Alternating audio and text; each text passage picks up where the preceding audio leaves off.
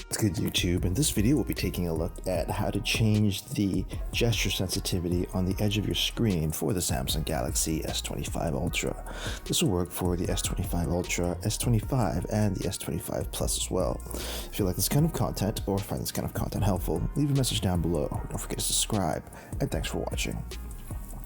So if you want to change the sensitivity of your edge gestures on the S25 series of phones, thankfully it's pretty easy to do so. The first thing that you want to do is actually jump into your settings.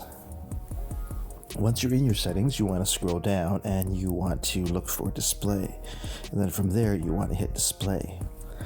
Once you're in display, you want to scroll down and you want to look for navigation bar. And then from there, you want to hit navigation bar. And then from there, you want to make sure you have swipe gestures selected. And then from there, you want to hit more options. And then from there, you can use the horizontal slider to adjust your gesture sensitivity. And there you have it, everyone. Just a quick tip on how to adjust the gesture sensitivity on the edge of the screen for the Samsung Galaxy S25 series of phones. If you like this kind of content or find this kind of content helpful, leave a message down below. Don't forget to subscribe, and thanks for watching.